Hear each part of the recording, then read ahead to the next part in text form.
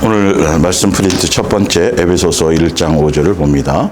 하나님의 뜻은 예수 그리스도를 보내서 우리 대신 죽게 하시어 우리를 하나님의 가족으로 삼아주시는 일이었습니다. 그리고 하나님께서는 원하시는 대로 이 계획을 실천하셨습니다. 창조주 아버지가 원하시는 예배 두 번째 시간, 예수사랑 예수동행 이야기 목요 성경학교 318번째 시간입니다.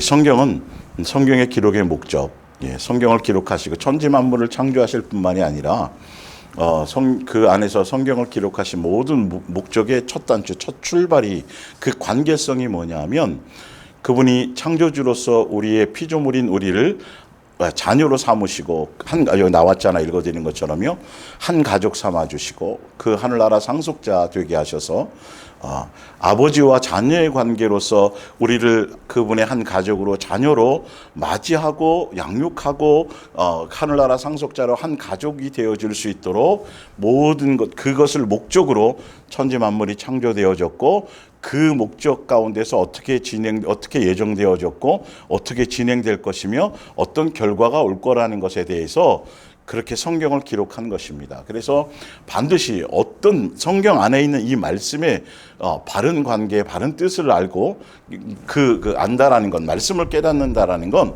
아버지의 원하심과 아버지의 뜻하심과 아버지의 목적성을 아는 거예요. 그래서 이 성경의 말씀은 성령의 감동으로 된 것이기 때문에 세상의 사람의 지혜와 학식과 또 학문적인 것과 세상적인 어떤 철학과 어떤 것도 되지 않고요.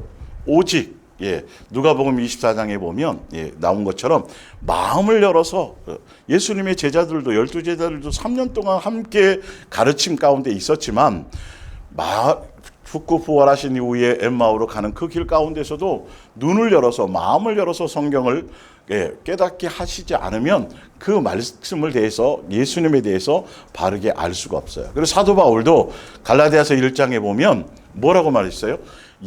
나는 사람의 가르침으로 지금 전하는 것이 아니고 옛날 유대교에 있을 때랑은 틀리게 이제는 예수님의 계시로 말미암은 말씀을 전한다. 어떤 뛰어난 제자나 학식 있는 자나 율법 교사나 어떤 사람의 가르침 안에서 있지 않았고 순수하게 예수님으로 말미암아 예수님이 계시해 주시고 눈을 열어 주셔서, 그러니까 이거는 아버지의 관점, 아버지께서 자녀를 위한 목적을 위해서 예수님이 천지를 창조하셨고 그리고 성경을 기록하셔서 자녀들이 깨닫게 하시고 아버지의 뜻을 알게 하시고 원하심을 알게 하시기 위해서. 그래서 제목이 창조주 아버지가 원하시는 예배예요. 그러니까 예배라 그래서 어떤 형식과 의식과 모든 걸 갖추어서 행하면 되는 것이 아니라 그 전엔 제사였으니까요. 구약에 그것부터 하고 있으니까. 그러면 제사를 그것이 왜 생겨났는지, 왜 그것을 주셨는지, 그것을 위한 이유와 목적성이 무엇인지, 피조물은 그 아버지의 뜻과 그분의 원한과 그분의 정한 법과 그분의 기준에 맞추어서 순종하고 그 뜻에 순종하고 그 법을 따라가야지, 그 양육의 길을 따라가야 그것으로 말미암아 기뻐하시는 것이지. 그래서 성경을 통해서 아버지의 마음을 아는 거예요. 그러니까 여러분들과 이 말씀을 통해서 개인의 어떤 설교를 듣는 시간이 아니에요. 설교의 작품이 아니라 이거는 성경의 말씀 그것 가지고 아버지께서 어떠한 의도와 어떠한 목적으로 이 성경 안에 답이 다 있으니까, 그래서 마음과 생각을 나누는 시간이에요. 자, 그래서 우리는 첫 번째 단추가 아버지와 자녀의 관계에서 아버지의 입장에서 이 말씀이 전달되어지고, 그러니까 이 인간의 세계, 우리 세상 세계에서도 자식이 아무리 효도하려고 하고 부모의 마음을, 어머니의 마음을, 아버지의 마음을 자기 나름대로 헤아리려고 애를 쓰고 책을 통해서 연구하고 많이 이런 걸 해도 본인이 직접 결혼을 해서 가정을 꾸리고 자식을 낳아서 아버지가 되고 부모가 되어 본 것만큼 제대로 알고 깨달을 수 있고 헤아릴 수 있는 것이 없어요. 그것이 되어져 봐야 돼요.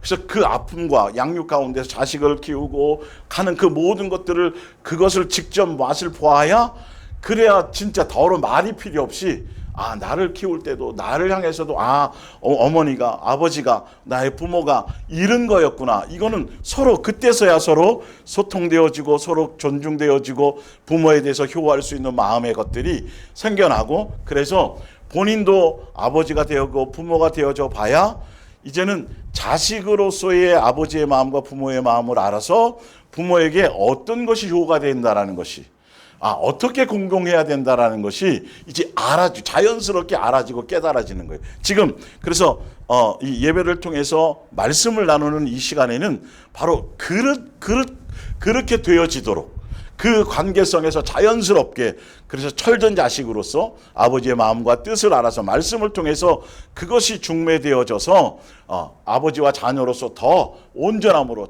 기쁘시게 함으로, 그래서 창조주 아버지가 원하시는 예배를 드려야 그 기준을 따라가야, 그 원하심을 따라가야, 그 식양대로 가야, 그 마음의 중심을 깨달아야 어떠한 마음인지, 이걸 통해서 무엇을 원하시는지에 대해서 제대로 성경 말씀을, 기록된 말씀을 통해서 알아야 제대로 된 아버지를 기쁘게 하는 예배를 드릴 수 있다라는 거죠. 형식을 대단히 멋지게 하고 뭐 어떤 장소를 그런 의미가 전혀 아니고요. 마음의 중심에, 지난주에도 스토리를 어느 정도 지금 해줬지만 오늘도 조금 더 다뤄보기 전에 좀 더 볼게요. 고린도전서 2장을 한번 찾아보세요. 고린도전서 2장. 예. 여러분의 그 말씀을 대하는 관점을, 눈에 대한 관점을 한 번 더 생각하며 가보겠습니다. 고린도전서 2장, 이 말씀, 오늘도 창조주 아버지가 원하시는 예배의 말씀을 여러분들이 듣기 전에 어떠한 관점에서 이 말씀이 전달되고 있는지 봅니다. 2장 16절 볼까요? 고린도전서 2장 16절. 누가 주의 마음을 알아서 주를 가르치겠느냐? 그러나 우리가 그리스도의 마음을 가졌느니라. 이 말씀이라는 건, 말씀을 전달되어진다는 거. 여러분들이 말씀을 듣고 그 말씀 안에서 양육되어지고, 그래서 말씀을 통해서 자녀로서 아버지를 기쁘게 하고 순종해 간다라는 건 다른 것이 아니라, 이 말씀의 전달의 내용이 예수님의 마음을, 아버지의 마음이 전달되어져야 돼요. 분명히. 그래서 누가 주의 마음을, 아버지의 마음을 알고 그 마음에 대한 것을 전달해 줘야 하는, 그게 진정한 중매자이거든요. 그래서 여러분들도 아버지와 자녀의 관계로서의 그 초점을, 그것에 대한 중심을 두고, 아버지께서 오늘 나에게, 자녀인 나에게 어떠한 말씀으로 가르치고 알게 하고 살게 하시고 자녀로서 양육되어지기를 원하시냐는 것에 대한, 그래서 말씀 듣기 전에 함께 먼저 구하잖아요. 그 코드에 초점을 맞추어야 이 말씀이 중매되어질 때에 제대로 깨달아지고 제대로 알 수 있어지는 거예요. 그래서 그러나 우리가 그리스도의 마음을 가졌느니라. 거기에 아버지인 것을, 아버지와 자녀의 관계인 것을 온전한 그 가운데서 여러분들이 자녀로서 아버지의 뜻을 알고 원하심을 알고 깨닫는 그것이 바로 말씀의 전달의 내용이라는 것이죠. 그래서 전에 보면 2장 6절부터 좀 더 볼게요. 그 뒤에 이제 2장 6에서 6절부터 하시고자 하는 말씀의 결론이, 성경을 통해서 제대로 이 성경에 기록된 말씀이 예수님에 대한 계시인데, 그 예수님에 대한 계시라는 건 창세전부터 아버지께서 어떤 계획을 세우시고 천국 복음 안에서 어떤 계획을 세우신 것에 대해서 그분이 원하신가, 그분의 마음의 중심과 뜻을 성령님을 통해서만 이것이 전달되어질 수 있기 때문에, 성령을 통해서 바르게 아버지의 마음을 배우게 되어진다라는 거예요. 자, 6절. 그러나 우리가 온전한 자들 중에서 지혜를 말하노니 이는 이 세상의 지혜가 아니요 또 이 세상에서 없어질 통치자들의 지혜도 아니요 7절에 오직 은밀한 가운데 있는 하나님의 지혜를 말하는 것으로 곧 감추어졌던 것인데, 비밀이었던 것인데요, 숨겨졌던 것인데, 근데 여기가 시크릿이 아니라 미스테리라고 말씀되어져 있는 거예요. 그래서 예수님께서 숨겨졌던 것들을, 그래서 예수님과 아버지의 자녀의 관계에서 제대로 말씀의 중매를 받으면 누구나 이것에 대해서 깨달아지고, 그런 거구나, 그래, 이렇게 되어줄 수 있는 거예요. 특정한 누구에게만 주어지는 말씀이 아니라는 것이에요. 감추어졌던 것인데 하나님이 우리의 영광을 위하여 만세전에 미리 정하신 것이라. 이 말씀에 대한 것이 그 숨겨졌던 거, 예정되어졌던 그 계획이 뭐냐면, 이 지혜는 이 세대의 통치자들의 한 사람도 알지 못하나니 만일 알았더라면 영광의 주를 십자가에 못 박지 아니하였으리라. 기록된 바 하나님이 자기를 사랑하는 자들을 위하여 예비하신 모든 것은 눈으로 보지 못하고 귀로 듣지 못하고 사람의 마음으로 생각지도 못한다 함과 같으니라. 그래서 세상에서 언어 능력이 뛰어나고 지식이 뛰어나고 철학자이고 뭐 이런 그 세상적인 조건과 기준으로가 아니라 철저하게 미스테리로 숨겨졌던 창세전의 계획을 이 땅에 예수님 육체로 이 땅에 오셔서 예수님에 대한 예정과 천국 복음에 대한 이 예정에 대한 것들을 공개하시고 알게 하시고, 그래서 아버지와 자녀의 관계로서 그 뜻과 말씀 안에서 순종하기를 원하고 그것에 대한 온전한 중심을 가진 자들에게, 예수님을 사랑하는 자들에게 이거는 세상적인 관점이 아니라 꼭 아버지를 자녀로서 사랑하는 그 관점에 있고 그런 자들에게만 제대로 공개해 주시는 것인데, 자 10절을 봅니다. 오직 하나님이 성령으로 이것을 우리에게 보이셨느니라. 성령은 모든 것 곧 하나님의 깊은 것까지라도 통달하시느니라. 사람의 일을 사람 속에 있는 영 외에는 누가 알리요? 이와 같이 하나님의 일도 하나님의 영 외에는 아무도 알지 못하느니라. 12절 우리가 세상의 영을 받지 아니하고 오직 하나님으로부터 온 영을 받았으니 이는 우리로 하여금 하나님께서 우리에게 은혜로 주신 것들을 알게 하려 하심이라. 창세전에 계획된 것들을 다 알게 하는. 13절 우리가 이것을 말하거니와 사람의 지혜가 가르치는 말로 아니하고 오직 성령께서 가르치시는 것으로 하니 영적인 일은 영적인 것으로 분별하느니라. 육에 속한 사람들은 하나님의 성령의 일들을 받지 아니하나니 이는 그것들이 그에게는 어리석게 보이며 또 그는 그것들을 알 수도 없나니 그러한 일은 영적으로 분별되기 때문이라. 그래서 결론적으로는 아버지와 자녀의 관계 안에서 성령으로 말미암았다라는 건 성령님이 이 땅에 오셔서 우리를 아들이요, 그래서 아버지라고 부르게 하시고 자녀로서의 인치 그 확증하는 그 관계를 통해서 성령이 전이 되는 그 관계를 통해서 되어질 때 그 사랑하는 그 관계 안에서 사랑하는 자들에게 그렇게 성령을 통해서 예수님의 마음과 예수님의 생각과 원하심과 뜻이 전달되어지고 중매되어지고 사람의 입술을 통해 전달되어지고, 그래서 그 안에서 함께 이 말씀 안에서 우리가 그 뜻을 따라서 기쁘시게 함을 따라 가게 된다라는 거예요. 그래서 창조주 아버지가 원하시는 예배라는 이 말씀도 기록된 말씀 안에서 아버지께서 원하시는 그 뜻하심과 말씀에 기록된 그 목적성과 원하심을 따라서 그렇게 거기에 중심에 초점을 두고 그 말씀을 깨닫고 주시면 그 말씀대로 내가 그렇게 기쁘시게 하고 주일 예배를 드리지 않으면 저주받을까봐 지옥 갈까봐 이런 그 율법적이나 종교적인 관점이 아니라 진짜 아버지가 좋아서 아버지의 원하심을 따라서 기쁘게 해드리려고 그런 마음과 목적으로 말씀을 대하고 듣는 중심이 되어져야 된다는 것이에요. 자, 그래서 지난주에도 이제 부분을 설명드렸지만, 구약, 먼저 여러분들이 이제 조금 설명드려야 될 건 구약과 신약에 대한, 구약과 신약에 대한 부분에 비교를 좀 해드릴게요. 구약에는 안식일 날, 이제 안식일 지난주에 설명드렸죠. 한 번 더 이따 드릴게요. 안식일 날에 제사법을 통해서 어디에서 성전이란 장소에서 건물 성전이에요. 그래서 구약의 성전에는 하나님의 영광이, 하나님의 이름이 예수님이죠. 결론은 그다음에 임재가 있는 곳.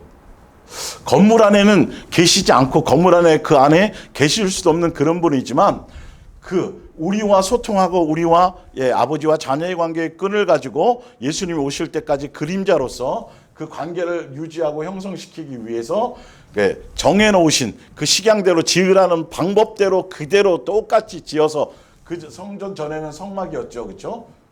성막이 나중에 이동하는 생활에서 이제 정착 생활로 성전으로 바뀌고 이 성전은 곧 사실 알고 보면 예수님에 대한 몸된 예수님에 대한 그림자입니다. 그림자. 건물로 여긴 건물이에요. 그래서 그 특정한 정해놓은 그 안식일 그 날에 그 제사하는 법의 식양에 맞추어서 반드시 정해놓은 그 성전에서 다른 곳에다 다른 지역에다 똑같이 아무리 멋있게 지어도 그곳에는 임재하심이 없어요. 그곳에 법궤와 법궤와 그 뚜껑과 그 지성소 안에 법궤와 그 그룹들 사이에 시은 자라는 예수님의 머무시는 그 임재하시는 그 보좌를 두었다라는, 그래서 그 곳에서만 제사를 드렸어야만 됐죠, 구약에는. 그런데 신약에 오면서 이 성전의 개념들이 어떻게 달라지냐면, 일단 예수님의 몸이 성전이에요. 그래서 히브리서에 보면 예수님의 육체, 그 성전 안에 휘장이 갈라지는 것을 뭐라고 되어 있냐 하면 예수님의 몸을 찢어졌다라고 되어 있어요. 그리고 43년 동안 지은 성전인데 이거 네가 그걸 허물겠느냐고 했을 때 예수님이 내가 3일 만에 지으리라고, 다시 성전을 지으리라고 했을 때에 예수님이 죽고 부활하셨다라는, 곧 예수님의 몸이 곧 성전이었다라고 얘기되어 있죠. 그래서 이제 건물 성전은 없어요. 신약에는 구약처럼 건물 성전이 없어요. 성전의 개념은 있지만 건물 성전이, 그 예수님의 몸이 성전이고 곧 이게 나중에 교회가 되죠. 무형의 교회가 됩니다. 그리고 또 성전이 뭐냐 하면 우리 성령을 모신 우리 사람의 몸이 곧 성령의 전이에요. 우리 몸이 성전이에요. 성령의 전이에요.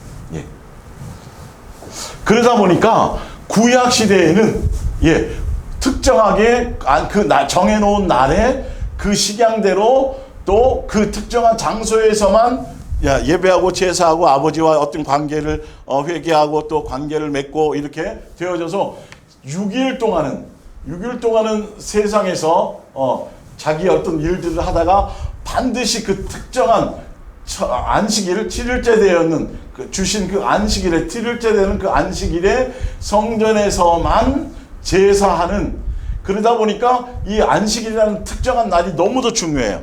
또 그러다 보니까 건물 성전이 너무너무도 중요해요. 여기에만 임재하시니까, 그 날에만 가능하니까. 그리고 대제사장을 통해서만 가능한 거니까. 그래서 그 날을 지키지 않거나 그 장소에서 하지 않거나 그러면 법으로 정해서 죽여라고 할 정도로 강력하게 특정한 날과 장소가 중요했던 거예요. 그런데 신약에 와서는 이 성전의 개념이 달라지면서 그림자였다가 실체이신 예수님께서 실체이신 오셔서, 예수님은 성전이, 그 몸이 성전이 예수님이 성전이고 성전보다 더 크신이라고 신약에도 얘기도 되어져 있어요. 그리고 성령을 모신 성령의 전인 우리 사람이, 성령의 전인 우리가 곧 성전이기 때문에 이제는 특정한 날, 지금은 이제 예수님이 죽고 부활하시면서 주의 날로 바뀌었죠. 안식일이 아니라 주님의 날, 주일날. 그리고 또 특정한 장소인 예배당이라는, 지금은 이제 예배당이죠. 예배당이 성전이 아닙니다. 예배당은 특정한 이 날의 회중이 함께하는 예배도 있지만, 지금 신약 시대에는 이제는 특정한 장소나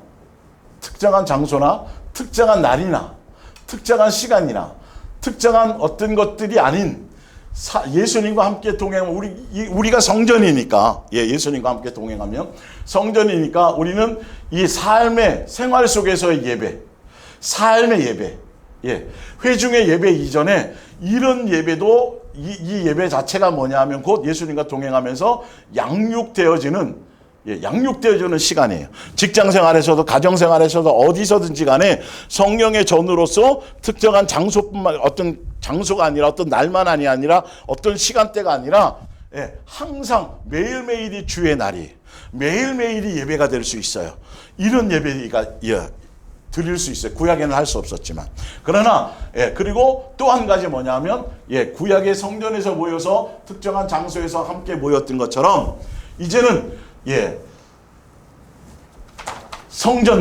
성전된 사람들이, 예수님 구원받은 성전된 성도들이, 구원받은 성전된 아버지 성령의 성전된 성도들이 두세 사람 이상 모여 있는 무형의 교회, 예수님의 몸된 교회의 이 자체를 건물이라고 말씀하셨어요. 이건 설명드렸었죠. 그래서 이 무리들이 두세 사람이 내 이름으로 모인 곳에 집에서도 가능해요.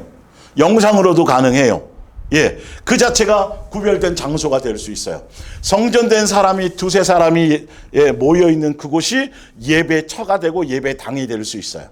예, 부득이한 경우는 그럴 수 있어요. 예, 그러나 실제적으로는 그래서 예수님의 몸에 소속되어 있는 각자 그 교회에 성전된 사람들이 주의 날, 특정한 날에 그 정해놓은 날에 회중이 지체들이 함께 예수님의 몸된 교회 성도로서 회중들이 함께 모여서 회중의 예배를 드리는, 예, 그게 지금 말하는 우리는 예배당에서 드리는 주일 예배, 이렇게 두 가지 형태로 나눠질 수가 있어요. 자, 이런 기본적인 성경을 통해서 기본적인 의미와 뜻을 알아야 여러분들이 오해도 없고 또 그 부분에 대해서 정말 더 중요한 것을, 실질적인 것들을 알고 깨달을 수 있어지는 거예요. 성경에 있는 것들을 통해서 여러분들 일단 개념이 이렇게 틀려졌다라는 것이죠. 그러나 신약에 와서는 실체이신 예수님이 오셔서 우리가 건물이 아니라 우리가 성전이기 때문에, 그러기 때문에 우리는 날마다 그 특정한 날만이 아니라 항상 삶의 현장에서, 가정에서, 어디서든지 특정한 장소가 아니더라도, 그래서 두세 살 상황이 안 되면 코로나 때는 공원에서도 드리고 그랬었잖아요. 그러나 그렇게 집에서 드려도 그 순간만큼은 예수님의 아버지와 자녀의 관계로서 공경과 존중과, 그래서 예배에 드리는 것의 그 정신과 뜻을 제대로 알고, 옛날에는 그 거실 안에서 밥 먹는 장소가 밥 먹는 장소로 사용되었지만, 그렇게 영상으로 예배를 드려도 그런 마음으로 그 날에 정해진 그 시간에 그렇게 예배한다면 그곳이 예배당이 될 수 있어요. 거실이 아니라 그 순간만큼은 그 의미를 알아서, 그래서 제가 계속 말씀드리는 건 영상으로 드리더라도, 부득이하게 드리더라도 그 예배의 정신, 예수님께서 원하시는 뜻, 그 마음의 관계, 이것이 더 중요하고 그것이 없으면 아무 소용이 없다라는 것이죠. 그래서 강조해 드리는 거고, 그래서 창조주 아버지가 원하시는 예배의 관점의 의미가 무엇을 다루어 드리고 무엇을 설명 드리려고 하는 것인지에 대해서 여러분들이 좀 그런 개념으로 들으시고, 또 그 말씀 원고에 이제 정리된 것처럼 여러분들이 다시 정리된 내용들을 보시고 또 말씀을 들으면서 그렇게 좀 더 깊이 있게 제대로 성경이 원하시고 기준 삼아 주시는 것, 뜻하시는 것대로 가야 됩니다. 그래서 신약에 와서 자꾸 건물 예배당을 성전이라고 자꾸 얘기하면서 이것에 자꾸 중심을 두게 하고, 이 예배당이라는 것에 대해서 성전이라고 해서 그거 가지고 자꾸 성도들에게 헌신을 요구하고 그걸 크게 꾸미고 그것을 멋있게 꾸미고 이 앞에 강단에 비싼 걸로 뭘 하고 주를 위해서 하는 것이고 자꾸 성전이라고 자꾸, 이건 잘못하는 거예요. 큰일 나는 거예요. 그러다 보니까 실제적으로 내가 성전인 것을 자꾸 놓치고, 실질적으로 내가 성전되어져서 성전과 아버지와 자녀의 관계로서 성전으로서 거룩하게 해야 되고, 또 나를 관리해야 되는 것, 1대1의 관계에서 그것이 자꾸 소홀해지고 안 되는 거예요. 건물, 지금도 자꾸 예배당인다고 말로는 그렇게 얘기하면서 건물을 자꾸 성전 건축이라고 자꾸 얘기해요. 최근에도 보니까 엄청나게 크게 지어놓고 성전 건축 이렇게 해가지고 성도들에게 성전 건축하는 거라고 자꾸 작정시키고 헌신시키고 그리고 그 건물 관리하는데 너무 신경 쓰고, 코로나 되니까 그냥 텅텅 비어버리잖아요, 여러분. 그 건물 안에 있는 게 아니라 더 건물을 신경 쓰는 게 아니라 신약에서는 나와 예수님의 관계를 신경 쓰는 거예요, 사실은. 실제적으로 두세 사람이 내 이름으로 모인 곳이라는 것의 의미를 알아야 돼요. 사람이 중요한 거예요. 성전된 사람. 더군다나 이 성전도 예수님과 성령의 인치심을 통해서 아버지와 자녀의 관계를 확증받은 사람. 그 사람들이 모인 그 사람들이 모여 있어야 돼요. 어떤 특정한 장소가 중요한 게 아니라 사람이 아무리 많이 모여 있어도 데모하는 곳에 모여 있거나 또 주의 이름으로 모였다고 하지만 자기를 위한 목적으로 많이 모였어도 그건 예배가 될 수 없어요. 그러니까 성경의 핵심을 딱 보면 그 구성원이 중요한 거예요. 구성원. 그가 어떤 목적으로 모였냐가 중요한 거예요. 그곳에 계시겠다고 말씀하셨으니까. 장소적인 것보다는 가정이든 공원이든 옥상이든 관계없어요. 더 중요한 건 더 중요한 건 구성원이 어떤 중심이냐는 거예요. 구성원들이 어떤 관계냐는 거예요. 예수님에 대해서 어떠한 마음과 목적으로 드려지느냐는 것이에요. 예배당에 와서 찬송하고 반주하고 뭐 하는 모든 행위들의 중심에, 그래서 주의 날 회중의 예배를 위해서 날마다 우리가 예수님과 이제는 예배 드리고 양육 안에서 그 삶의 예배를, 생활의 예배를 드리지만 또 그 무용의 교회라는, 예수님의 몸된 교회라는 실제의 그 교회를 이 땅에 세웠기 때문에 성전된 사람, 두세 사람 이상의 사람들이, 자녀들이, 회중의 사람들이 모여서 예수님께 예배하는, 그때는 곧 뭐라 그랬어요? 축제란 말이에요. 그러니까 인간적으로 자기의 어떤 기쁨을 위한 축제가 아니라 아버지께서 기뻐하시는 거라고요.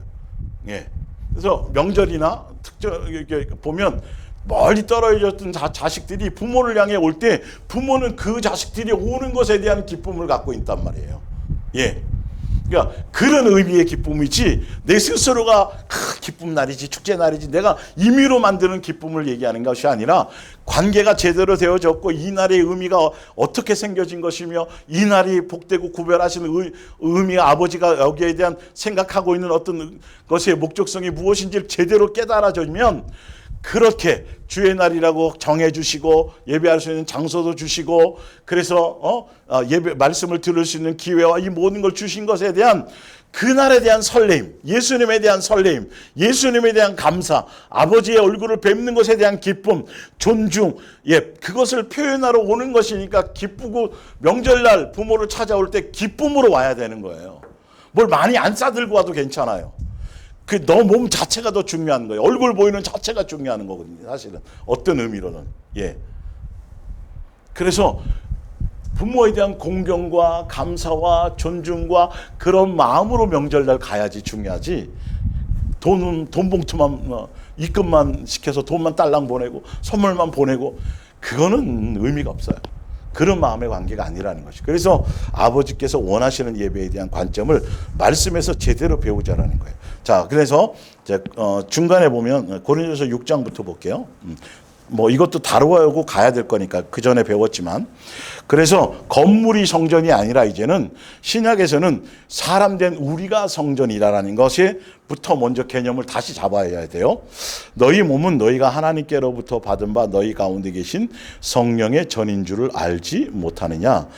이제는 예수님이 핏값을 주시고 합당하게 정식으로 우리 안에 함께 영원히 거하시기 위해서, 그래서 예수님이 오죽하면 에덴 동산에서도 함께 하늘 보자 계시지 않고 에덴 동산의 피조물인 아담과 하와와 함께 동산을 거니시며 한 가족으로서 안식일 날에, 그렇죠? 안식일 6일권에 다 일을 하시고 안식하셨다라는 그 의미가, 피조물인 자녀들은 얼굴을 대하면서 교제하면서 이렇게 함께 거닐며 양육하시기 위해서 그 일을 행하셨잖아요.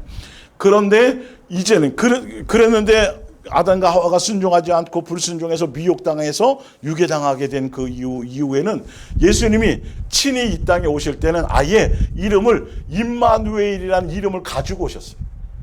영원히 함께 하려고. 합법적으로 해서 죽으시고 피 흘려서 죗값을 지불하시고 합법적으로 우리를 어느 누구도 타치하지 못하도록, 어떠한 만물의 어떤 것들도 존재하지 못하도록 예수님만이 그 안에서 온전히 우리의 주인이 되게 하시기 위해서 값을 주고 정식으로 예수님의 소유로 사셨어요. 성령의 전이라는 건 확증돼서, 이거는 인치신 거예요. 성령으로 인쳐서 내가 너희 아버지고 너는 내 자식이야, 너는 내 소유야, 생명책의 이름이 정확하게 기록되도록 그렇게 확증하셨다라는 소리예요. 내 이름으로 모였다라는 의미가, 내 이름으로 모인 것이라는 의미가, 성령의 전이라는 의미가 바로 방언하고 뭐 은사 있고 그거 정도의 수준을 얘기하는 게 아니라 실제로 아버지와 자녀로의 관계로서 입술만이 아니라 삶의 현장에서, 삶의 장소에서 진짜 아버지의 자녀의 관계로서의 삶을 실제로 경험하고 실제로 그 안에 양육의 일들이 현장에서 일어나는 걸 실제로 경험하며 사는 삶이 있어야 돼요. 그것이 내 속에 여정이 분명히 확증되어져 가는 사람을 얘기하는 거예요. 자, 그런 사람들이 예수님의 지체로 모인 곳이 예수님의 몸된 진짜 교회예요. 예. 사람만 막 모였다고 돼 있는 게 아니에요. 그래서 갑으로 산 것이 되었은즉 너희의 몸으로 하나님께 영광을 돌리라.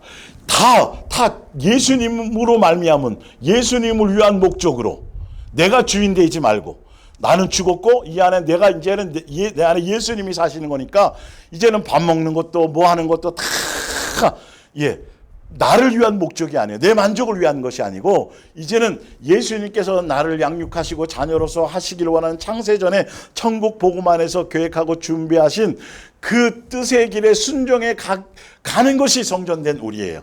그러니까 여기에 집중해야 돼요. 건물 성전에 자꾸 건물을 성전이라고 자꾸 해서 그것에 마음 뺏기게 만들고 그것에 자꾸 헌신을 이러면 자체가 이게 거짓인 거예요. 큰일 나요, 여러분. 아무 유익이 없어요. 아무리 가서 예배당 가서 쓸고 닦고 화장실 청소하고 여러분 그게 영생하고는 관계없다니까요. 내 속사람이 깨끗해지거나 내가 예수화 되어지는 것에 하나도 영향을 미치지 못해요. 오히려 성경에 뭐라고 되어져 있어요? 그런 거 행하다 보면 자기 의만 높아진다. 자, 볼게요. 또 고린도서 7장 23절 너희는 갑으로 산 것이니 사람들의 그러니까 종교적인 사람 그래서 산상수훈에서도 너는 자녀고 그분이 진짜 아버지니까 유대교의 어떤 종교의 하나님, 기독교의 종교의 하나님이 아니니까 사람에게 보이려고 사람에게 인정받으려고 사람에게 그게 아니고 금식할 때나 구제할 때나 기도할 때나 무엇을 하든지 은밀한 중에 계시는 아버지께 하라고 하는 것처럼 정확하게 우리가 성령에 전이되었다라는 것은 실질적으로 사람에 대한 것들에 대해서 기준 삼으면 안 돼요. 온전히 사람의 종이 되어서는 안 되는 거예요. 사람에게 보이려고 해서도 안 되고 사람에게서 뭔가 얻으려고 해서도 안 되고 그 의미가 없어요.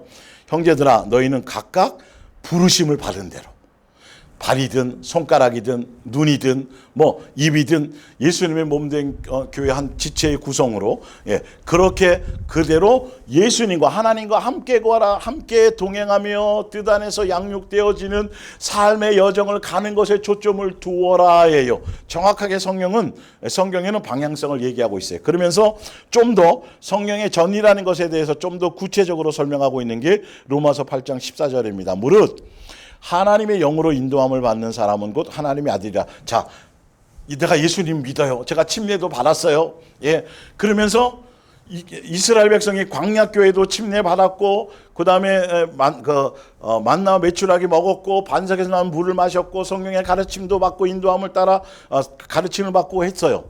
중요한 것은 그래서 예수님 믿어요. 내가 교회 나와서 봉사해요. 그 다음에 세례도 받았고요. 그 다음에 봉사도 하고요. 집사 직분도 받고요.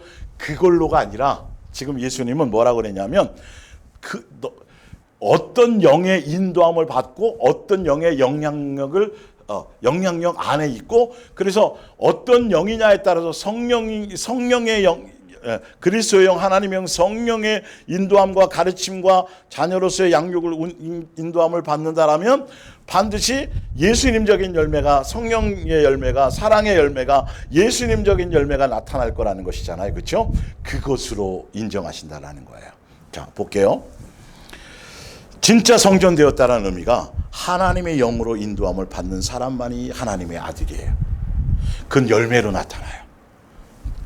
이 말씀이 정확하게 써져 있는데 이걸 다 무시하고 그냥 교회 오래 다닌 거, 직분 받은 거, 사람들 보기에 뭐 봉사 많이 하고 뭐 새벽기도 안 빠지고 이러는 것으로 다 교리적으로 그것이 뭐 대단한 걸로 그걸로 다 천국 가는 걸로 착각이 아니에요. 누구의 어떤 영의 지배를 받고 어떤 영의 인도함을 받느냐는 그건 열매로 나타나게 돼 있으니까 볼게요. 또 그걸로 성령의 전인지 아닌지 말씀하신다는 거예요. 너희는 다시 모소하는 종의 영을 받지 아니하고 사단의 영, 마귀적인 요소의 영이 아니라 이제는 양자의 영이라는 건 아들의 영을 얘기해요. 받았으므로 우리가 아빠, 아버지라고 부르짖느니라. 그래서 성령으로 인도함을 받는 사람은 이제는 실제적으로 아버지와 자녀의 관계, 그래서 종교의 하나님이 아니에요. 종교적인 신으로서 섬기는 것이 아니라 아버지와 자녀의 관계로서 아버지로서 공경하고 아버지로 존중하고 아버지로서의 그런 마음으로, 그래서 맡길 수도 있고 의지할 수도 있고 순종할 수도 있는 그 길을 가게 되는 거예요. 자연스럽게 성경에 기록된 대로. 그래서 아빠 아버지로 부르짖으니라. 성령이 친히 우리의 영과 더불어 우리가 하나님의 자녀인 것을 증언하시나니. 성령의 전이라는 건 아버지와 자녀로서 확실하게 도장을 찍어서 성령을 통해서 인쳐 주셔서 우리의 마음 가운데 확증을 주신다라는 거예요. 자, 그것이 고린도후서 이제 로마서 8장 16절 밑에 고린도후서 1장 22절을 그것에 대한 성령이 친히 우리의 영과 더불어 우리가 하나님의 자녀인 것을 증언하시는이라는 것에 대한 구체적인 뜻을 고린도후서 1장 22절에 나와 있는 걸 거기에 제가 그 말씀을 인용한 거예요. 그가 또한 우리에게 인치시고, 증언하셨다라는 거, 인치시다라는 거예요. 보증으로 우리의 마음에 성령을 주셨으니. 이건 절대. 이제는 아버지로서 공경하는 거예요. 뭘 하면 상 받겠지? 뭐 하면 보상해 주시겠지? 이렇게 하면 가서 좋은 집 얻겠지?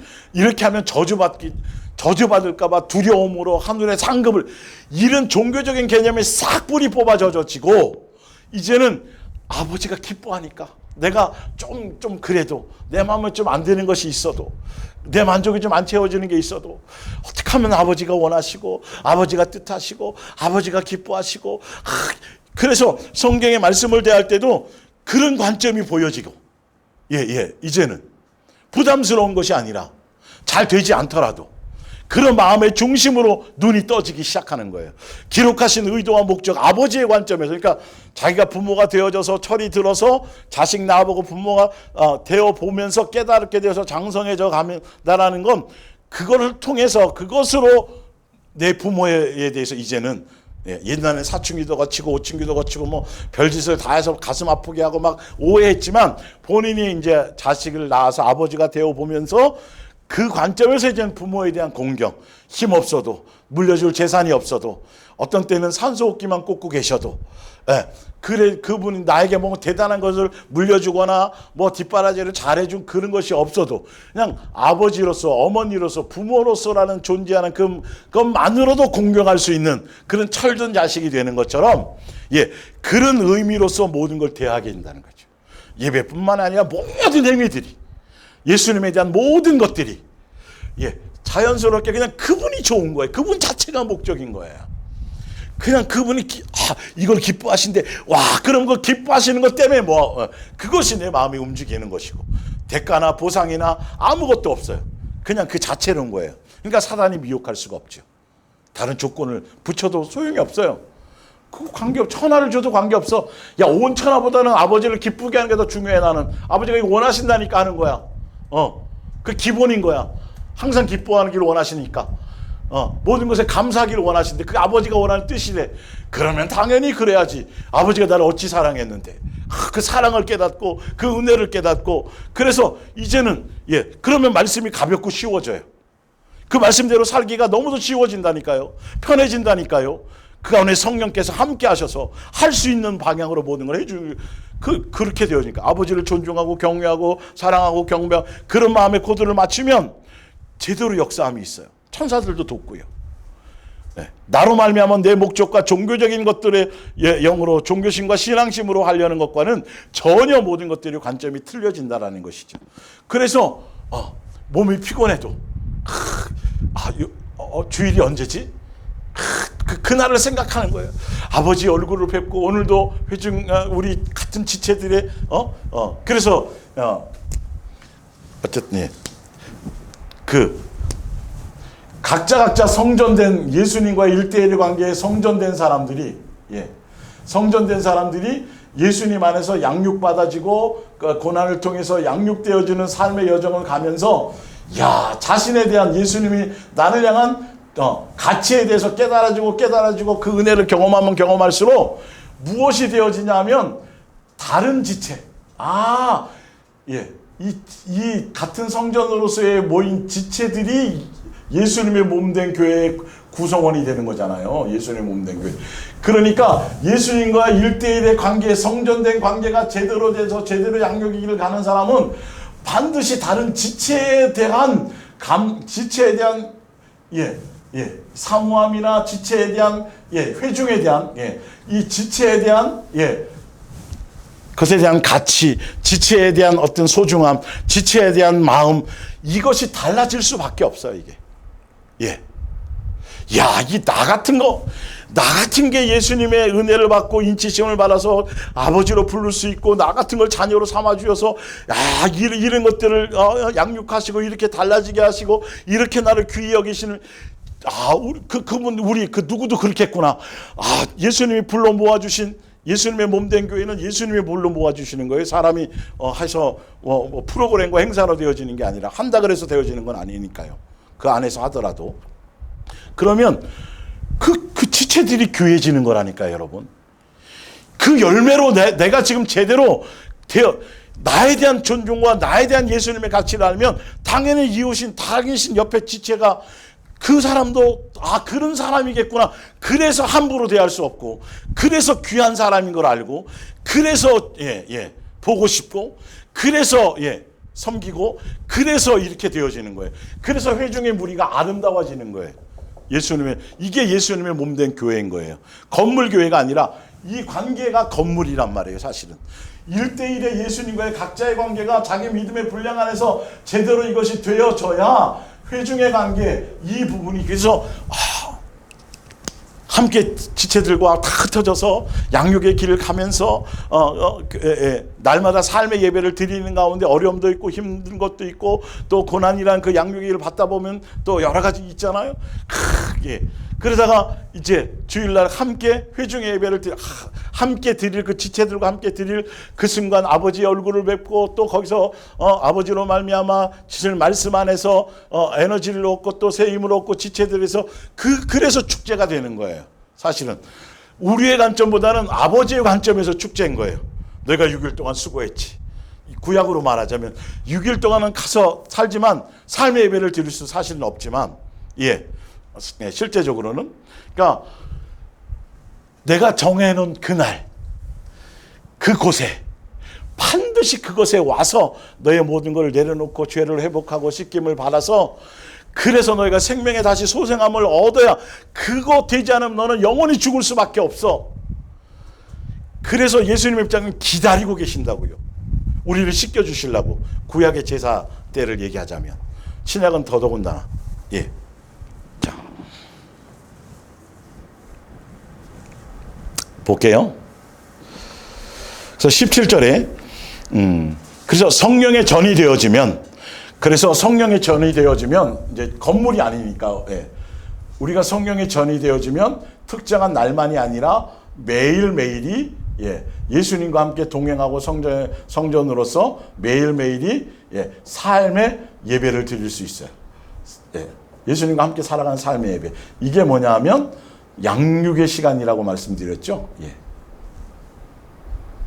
그래서 성경은 이걸 고난이라고 말했고, 이 고난은 예수님과 함께한 상속자이기 때문에 예수님이 육체를 입고 이 땅에 아버지의 말씀 앞에, 아버지의 뜻 앞에 순종해 가셨던 그 십자가의 길, 예수님이 가신 그 길을 우리도 함께 같은 상속자로서 예수님이 우리와 멍에를 같이 매주시면서, 나 혼자 멍에 매고 혼자 가는 게 아니라 멍에를 같이 매요. 멍에 있잖아요. 소 있으면,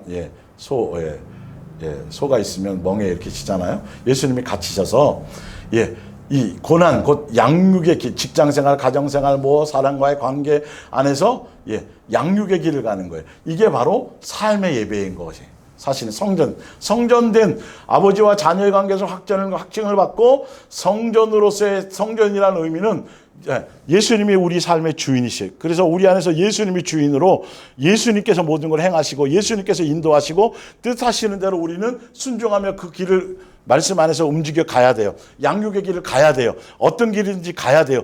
그 양육의 길을 가는 삶이 곧 뭐다? 성전된 삶의 길이다. 그러다가 주일날 각자 이 양육을 받다가 회중이 함께 모여 예배당에 모여. 이건 공원이 될 수도 있고, 지금은 큰 무리가 없으니까 특정한 장소를 주셔서 카페도 될 수 있고, 이렇게, 장소가 중요한 것이 아니니까. 더 중요한 건 어떤 사람들이 모였냐는 거예요. 누구의 이름으로 모였냐는 이런 부분들이죠. 그 중심의 핵심은 저 지체들이 함께 모이는 장소가 모여서 예배하는 그 주의 날이 어마어마한 축제고 감사고 잔칫날이고 그런 거라는 거예요. 주의 날이라는 그 특정한 그 날도 의미가 있어요. 구약과는 개념의 차이가 좀 있지만 자, 그래서 17절에 이 말이에요. 성령으로 인침받아서 성령의 전이 되어졌다라는 건 자녀가 확증을 받았기 때문에 또한 자녀라면 상속자이기 하늘나라 상속자이기 때문에 하나님의 상속자요 예수님과 동등된 상속자요. 같이 상속을 예수님도 맏형으로 아들로서 오셨기 때문에 상속자니 우리가 그와 함께 영광을 받기 위하여 고난도 함께 받아야 할 것이냐 양육의 길을 가야 될 것이냐 삶의 예배를 드려야 될 것이니라 생활의 예배를 드려야 될 것이니라 이 말이에요. 생각하건대 현재의 고난 그 양육의 길에 가는 그것은 예수님이 가신 그 길을 가는 그 양육의 길을 가는 것은 장차 우리에게 나타날 영광과 비교할 수 없도다. 그러면서 마태복음 18장 20절에 두세 사람이 내 이름으로 모였다라는 건 제가 말씀드렸죠. 자, 두세 사람이 내 이름으로 모인 곳에는 나도 그들 중에 있느니라. 이게 회중의 교회, 예수님의 몸된 교회의 의미예요. 성전의 의미가 아니라 건물이 아니라. 그런데 이 말씀의 뉘앙스를 보면 모인 그 장소가 어떤 특정한 어떤 곳이어야 된다라는 의미가 아니에요. 핵심이 두세 사람이 내 이름으로라는 건 다른 것이 아니라 아버지와 자녀의 관계로서 성령의 전으로 성령으로 죽고 부활하신 이후에 예수님을 영접하면 성령의 침례를 받고 성령을 통하여서 확증을 받아야 되는 것이죠. 성령을 통해서 우리가 성령의 전이 되어진다라는 건 성령의 전이 된 사람, 아버지와 자녀로서의 온전히 확증되어진 그 사람이 최소한 두세 사람이 모인 그곳에 함께 그곳이 성전이 구약으로 말하면 성전이 될 수 있다는 임재하시는 것이 될 수 있다라는 것이죠. 그건 집이 될 수도 있고 여러분의 거실이 될 수도 있고 그 공원이 될 수도 있고 여러 곳이 될 수도 있어요. 지하교회일 수도 있고 우리처럼 예배당의 장소일 수도 있어요. 그러니까 성경의 의미를 좀 보라는 거예요. 어떤 자들이 모였냐는 거예요. 무슨 목적으로 모였냐는 거예요.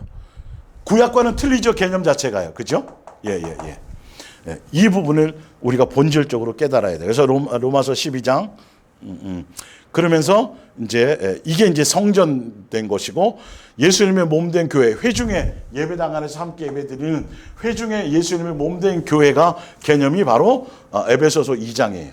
이것조차도 예수님의 몸된 교회조차도 예배당이라는 예배처라는 장소가 건물이긴 하지만 장소라는 어떤 건물이긴 하지만 그 장소 자체가 구별됐다고 보면 안 된다는 거예요. 옛날의 구약의 성전의 개념이 아니에요. 그렇기 때문에 그 예배당이라는 장소를 금으로 치장하고 거기에 막 수천만의 악기를 두고 여기에 빛과 번쩍하고 강대상도 막 엄청난 크리스탈 이 짓이 얼마나 헛된 짓인지 알아야 된단 말이에요. 사실은. 개념 자체가 그런 개념이 아니에요. 지금 너가 성전인 너가 어떠한 마음으로 어떠한 중심으로 어떠한 삶의 자세로 어떠한 관계 안에서 너가 성전이야. 너 구성원인 너가 어떠한 것으로 왔냐가 더 중요한 거라는 거예요. 장소보다도 더 중요한 건. 그런데 수천 명이 한꺼번에 예배 드릴 수 있는 장소에 가장 최고의 설계에 통해서 대한민국에서 최고 건물을 잘 지었다는 설계 대상을 받고 거기에 엄청난 최첨단 시스템을 가지고 한 의리의리한 것이라 그곳에 모였다. 수십만 명이 모였다 할지라도 그들의 마음의 중심에 예수님과 온전한 관계와 예배의 정신과 이런 것들에 대해서 제대로 되어지지 않는 아버지께서 원하고 뜻하시는 그것에 대한 것이 아닌 것으로 모여 앉아 있으면 그거는 우상숭배인 것이고 그건 아무 의미가 없는 거예요. 이 본질을 아셔야 된다는 거예요. 그러니까 회중의 예배를 향해 갈 때도 중요한 건 내 마음의 영적인 내 마음의 허리를 동해야 되는 거예요. 내가 어떠한 마음으로 임하려고 하고 있는지에 대한 것들을 알아야 되는 거죠. 빨리 가서 내가 어떤 봉사해야 되고 성가대 이것보다 더 중요한 건 어떠한 이 관계성부터 먼저 되어져야 된다는 거죠. 그것이 진짜 예수님에 대한 공경, 존중, 감사, 경외, 기쁨, 그 은혜를 알고 그분의 얼굴을 뵙는 것에 대한 설레임, 지체들에 대한 가치를 알고 함께 한다는 그것에 대한 것들이 먼저 회복되지 않으면 예수님이 받으실 일이 없다니까요. 이게 무슨 뭐가 아쉬워서요. 근데 인간이 인간의 멋대로 그걸 생각해요. 예배라는 그 개념을. 앞에 무슨 청가대 하면서 안 틀리면 어떠냐고요, 도대체가. 틀리면 막 죽일 듯이 그러죠. 어떻게 걸어가신 하나님 앞에 예배하는데 틀릴 수 있냐고. 그거 신경 쓰다가 전혀 안 틀리고 잘하면 우쭐하고. 음악 전공해서 오케스트라에다가 수많은 악기로 앞에서 그런다고 받고 그거 아니다고 안 받고 그런 개념이 아니거든요. 근데 그 의식과 형식에 치우쳐요. 그 예식에 너무 치중한단 말이에요. 어떤 절기라는 어떤 절기에 너무 다 예수님 폐하버린 것인데. 그래서 망신당할까봐, 틀릴까봐, 막 이런 것에도. 그리고 그 앞에서 해서 안 틀리고 잘하면 사람들 앞에 뽑혀서 뭘 하면 어느 순간인가 사람은 그 사람의 부러움의 대상이 되고 그 사람은 어느 순간인가 자기 속에 뭔가 이상한 뭔가가 생겨나고 이게 다 악한 요소가 발생하는 거예요. 뭔가 이게 잘못된 거란 말이에요. 구성 자체가. 예. 그러니까 오히려 예수님 앞에 나와서 그날에 나와서 제사한다 그러고 예배한다 그러면서 오히려 예수님을 진노하게 만들고 상을 엎어버리게 만들고 차라리 아니함만 못하는 그런 상황을 연출한 성경의 표현, 구약의 숨없는 표현들의 그 핵심들을 이제 말씀을 통해서 자세하게 그래서 그런 거였구나. 그래서 이렇게 강조하신 거고 그래서 그날을 구약에는 그날을 지키지 않고 정해놓으신 거기서 하지 않았으면 솔로몬 성전도 예수님이 그걸 보시고 식양대로 다 설계도를 다윗을 통해서 솔로몬에게 전달하시고 그대로 다 지으시고 그분이 직접 지으신 거나 마찬가지예요. 솔로몬을 통해서. 그리고 멋대로 지으면 안 돼요. 그리고 그곳에 내 이름을 거기에 두겠다라고 허락해 주셨기 때문에 그게 성전이 된 거라고. 예. 더 다른 곳에 더 멋있게 아무리 크게 지어도 안 되는 거예요. 예배당은 말할 것도 없고요. 여러분들이 얼마나 잘못된 것에 속아서 수없는 헛된 일을 했는지를 빨리 돌이키고 깨달아야 돼. 자, 로마서 12장에 그럼 아니군요. 에베소서 2장 볼게요. 교회, 예수님 몸된 교회에 대해서. 이제 우리는 유대 사람이든 이방 사람이든 모두 그리스도께서 베푸신 그 구원의 성업에 따라 성령의 도우심을 받아 아버지 하나님께로 나아가는 거예요. 제가 뒤에 설명하겠지만 이 예배의 본질의 관계 첫 단추 자체가 뭐냐면 아버지께 하는 것이어야 돼요. 아버지의 종교적인 것이 아니에요. 자. 이제 여러분은 하나님 보시기에 더는 낯선 나그네도 이방인도 아닙니다. 여러분은 성령의 전이 되었다는 건 의미는 여러분은 하나님의 가족이며 하나님 나라의 백성이 되었다는 거예요. 또 다른 그리스도인들과 함께 하나님의 집안을 이루고 각자가 성전되어졌다는 건 하늘나라의 백성이 되고 시민권자가 된 것이고 그리고 거기에 예수님과 한 가족, 아버지와 자녀의 관계로 아까 확정되어졌잖아요. 그리고 이것뿐만 아니라 또 다른 그리스도인, 또 이런 그리스도인과 집안을 이룬 거래요. 집안. 각자 다 육체적인 가족에 있잖아요. 그런데 그것과 관계없이 영적인 예수님의 핏줄이라는 거죠. 성씨도 틀리고 예를 들어서 피부색도 틀리고 다 틀려도 성령의 전으로서 이렇게 각자 이 성령의 전으로서 예수님의 몸된 교회의 지체가 되어지면 이 관계 자체가 하나님의 집안이 되는 한 가족이라는 거예요. 실제로 영적인 관계가 된다는 것이. 예. 그렇게 회중의 예수님의 몸된 교회라는 의미가 회중의 교회라는 의미가 이런 의미를 갖고 있는 거예요. 그래서 다른 그리스도인들과 함께 하나님의 집안을 이루고 있는 것입니다. 여러분은 바로 사도들과 예언자들이라는 기초 위에 세워진 이 관계가 건물이에요. 이게 건물이 아니라 영적인 건물을 얘기하는 거예요.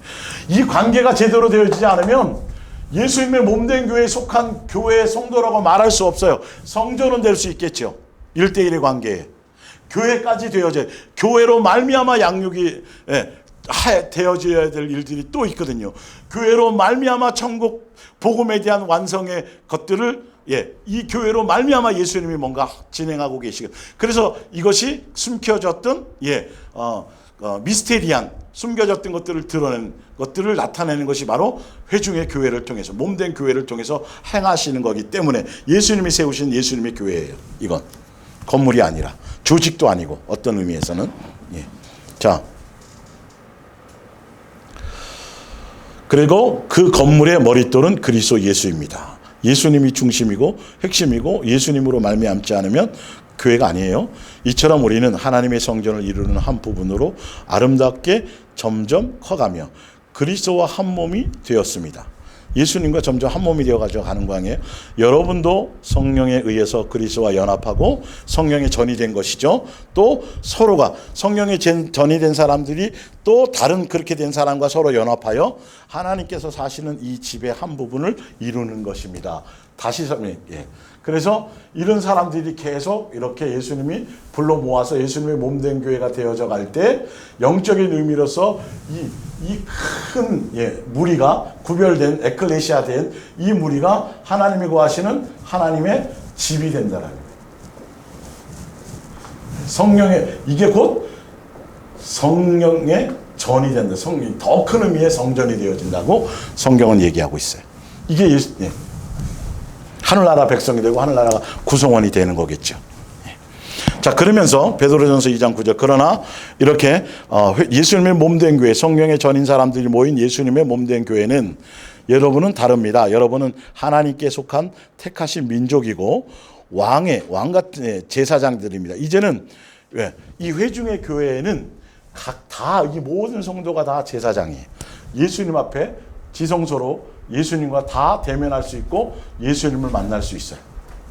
성전, 구약의 성전의 제사적인 개념이 아니기 때문에 예수님으로 말미암아 실체인 예수님으로 말미암아 누구나 다 휘장이 갈라져서 예수님 앞에 나갈 수 있고 일대일의 관계를 맺을 수 있는 사람들이 모인 곳이에요. 그래서 예수님의 몸된 교회는 다 형제요 자매요 누구나 다 동등된 입장에서 머리이신 예수님께 다 붙어있는 지체인 거예요. 그래서 역할이 틀릴 뿐이에요. 왜? 예수님을 몸된 교회를 이루기 위해서 서로 섬기고 양육받는 곳에 예수님의 영광을 드러내고 예수님의 몸된 교회가 장성해지기 위한 각자 주신 예수님께서 주신 달란트대로 이렇게 섬길 수 있는 역할이 틀린 것 뿐이에요.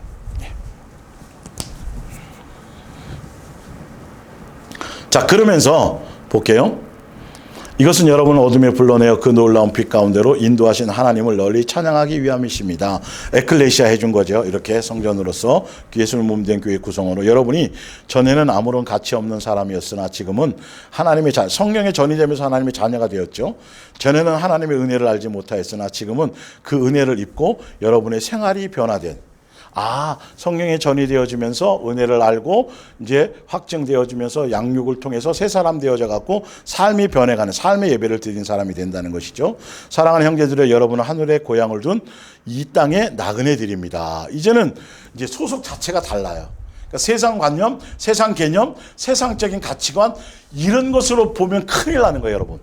우리는 이제는 이 땅에 살고 있지만 소속 자체가 틀려요. 통제받는 영향력이 하늘에 대한 통제와 하늘에 대한 것에 대해서. 그래서 이 땅에서는 그냥 나그네 취급을 받는 거고 나그네로서 삶을 실제로 살아가야 되는 거예요. 우리 본적이 하늘에 있다니까 이제 성령에 인침받고 생명책이 기록되어지면서 성전으로서 아버지와 자녀의 확증을 통해 양육되어지면서 예수님과 한 집안을 이룬 것이에요. 그래서 지금 연수받는 기간이에요. 이제는. 그래서 예수님 불러가시든 오시든 간에 이 땅에서는 완전히 지금으로부터 성전이 되어서 예수의 몸된 교회에 속하면 통해서 그 관계는 완전히 모든 것들이 다 세상적인 개념, 세상적인 가치가 아니라 소속 자체가 틀려요.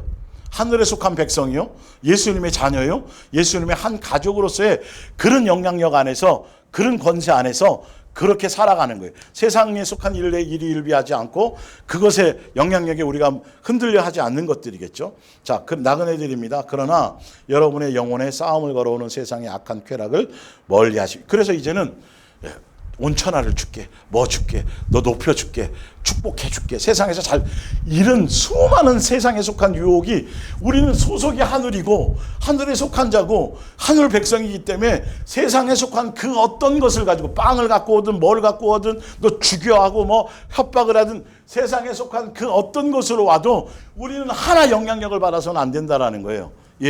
확실히 오히려 쾌락을 가지고 와도 멀리 해야 되고, 이방인들 앞에서는 더욱더 예수님을 믿지 않는 사람들 앞에서는 여러분의 행동을 조심하십시오. 그러면 예수님 자녀다워야 된다는 거예요. 예, 성령의 열매도 맺고, 자, 그러면 여러분을 의심스러운 눈으로 보고 욕을 하던 사람들도 여러분의 훌륭한 행동을 보고 그리스도께서 오실 때는 하나님을 찬양하게 될 것입니다.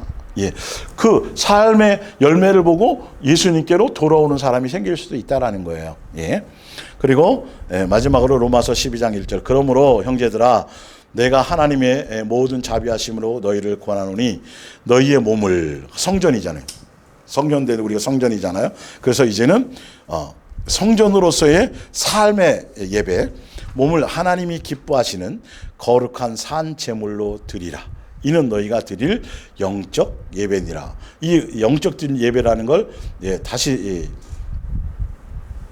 설명한다면 말씀에 대한 순종의 결과로 이 말이죠. 몸으로 이제 머리로만 듣고 깨달았던 것들이 이제는 이제 실습을 통해서 삶의 현장에서 말씀대로 그 말씀 안에서 순종을 통해서 열매 맺는 것으로 이게 이제 예배로서의 열매를 드리니. 그러니까 이제 뒤에 나와요.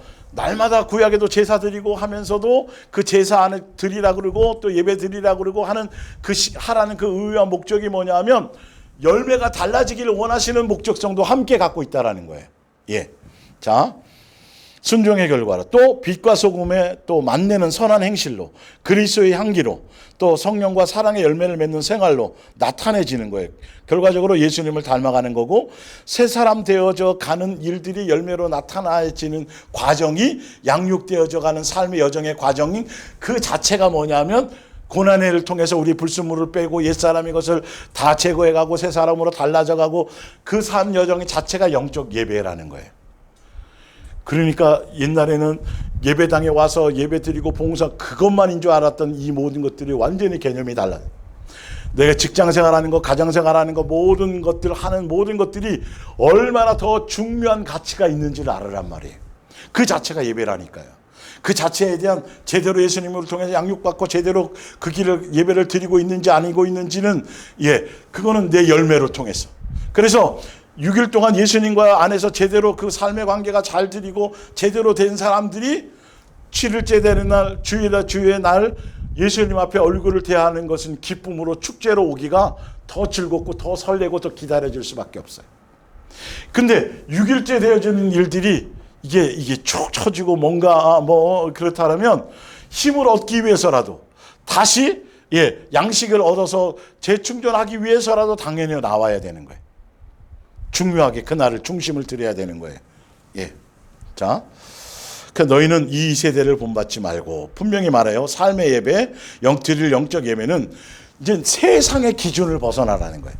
너희는 이 세대를 본받지 말고 오직 마음이 심령이 새로워지고 마음을 새롭게 함으로 변화를 받아서 하나님이 선하시고 기뻐하시고 온전한 뜻이 무엇인지 분별하도록 하라. 이게 오늘 우리 이제 원하시고 기뻐하시고 창조주 아버지가 원하시고 기뻐하시는 예배, 원하시고 기뻐하시고 뜻하시는 것을 따라서 내 삶의 여정을 바꾸어가는 게 영적 예배로서의 예수님을 닮아가고 새 사람들 그것이 영적 예배의 열매이고 예수님을 기쁘시게 하는 것이고 이제는 그 목적성이 삶의 여정에 양육되어지는 삶의 여정 자체가 영적 예배를 드리는 삶의 그 과정 자체가 아버지께서 원하시고 기뻐하시고 뜻하시는 것이 무엇인지 알고 그것을 원하시고 기뻐하시고 뜻하시는 것을 그것을 해드리려고 그것을 통해서 기쁘게 해드리려고 그런 삶의 여정을 가는 것이지 세상 것에 물들고 세상 기준으로 세상의 어떤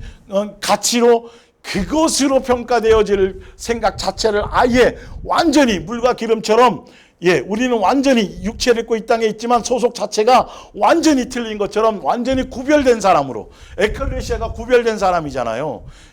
마귀의 세상에서 애굽에서 건져낸 거잖아요. 구별된 것, 거룩하지 않으면 안 된다고 하는 것처럼 예수님을 닮아가는 것처럼 완전히 세상 기준으로 세상에서 잘 되면 복 받았다. 숫자가 많이 들면 이건 부흥한 것이다. 이런 개념을 싹 다 버려야 돼. 세상 가치의 기준을 다 버려야 돼. 예수님으로 말미암아 성경적인 기준, 성경적인 가치로 그렇게 이 눈이 떠져야 돼요.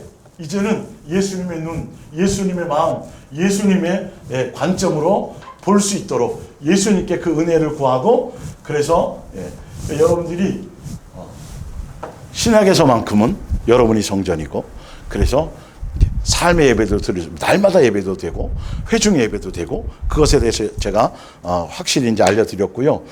다음 주에 이제는 그 예배의 정신, 안식일의 정신, 지난주에 이제 설명드렸지만 그 부분을 조금 더 구체화시켜서, 그래서 이제 오늘까지는 사실은 이제 스토리라고 생각하시면 돼요.